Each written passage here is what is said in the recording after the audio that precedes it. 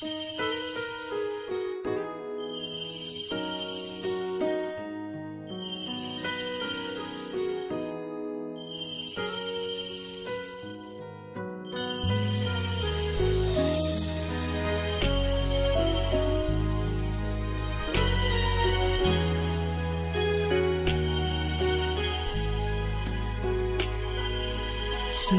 cuộc đời người yêu bỏ đi mà chẳng nói câu chia lìa, cắt đứt tình cảm đôi mình, một nỗi đau không nguôi ngoai mà bấy lâu không thể xóa tan.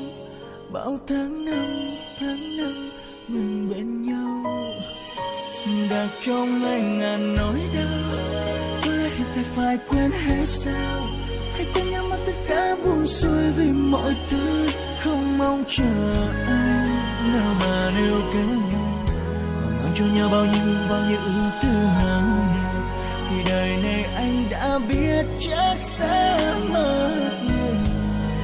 Chuyện đời khó nói mai đó giờ đã xa lìa nhau, chưa kịp cho nhau những cái nắm tay thôi dù là đầu tiên.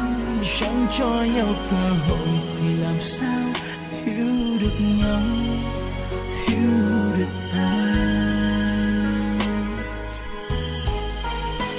Con đường em phía trước anh không dám nói trước điều chi, những hành nghề lại đi lầm lối anh mang đâu đáng gì.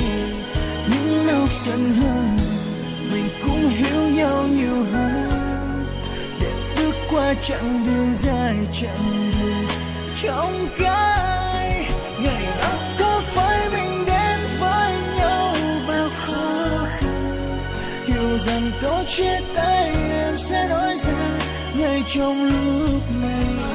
Qua những ngày mệt mỏi trong vắng thức suốt đêm thâu, càng chén rượu say để quên đi hết những ngày mà mình từng có nhau.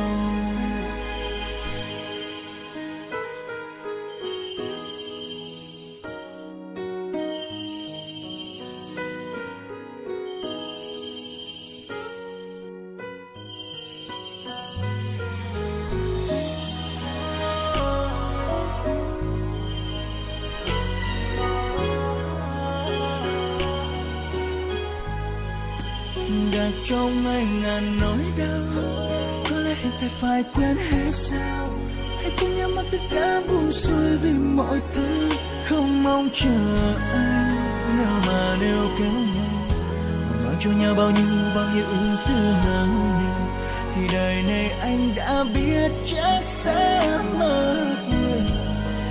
Chuyện đời khó nói mai đó giờ đã xa lìa nhau, chưa kịp cho nhau những cái nắm tay thôi dù là đầu tiên. Chẳng cho nhau cơ hội thì làm sao hiểu được nhau, hiểu được ai. Con đường em phía trước anh không dám nói trước điều chi, những hành nghề lại đi lầm lối anh mang đâu đáng gì.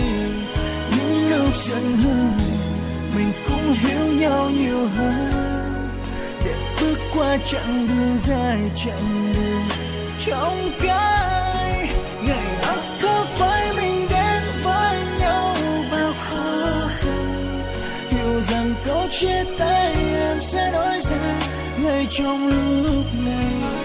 Qua những ngày mệt mỏi trong vẫn thức suốt đêm thâu, càng chén rượu say để quên đi hết những ngày mà mình từng có nhau.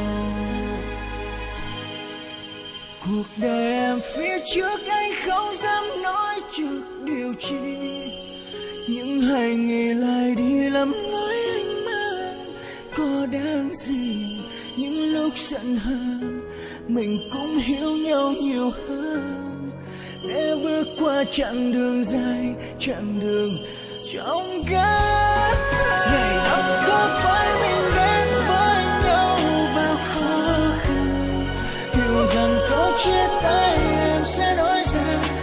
trong lúc này. Qua những ngày mệt mỏi trong vắng, thức suốt đêm thâu cạn chén rượu say để quên đi hết những ngày mà mình từng có nhau. Qua bao ngày mệt mỏi trong vắng, trái tim anh nhận ra mình đã mất em rồi.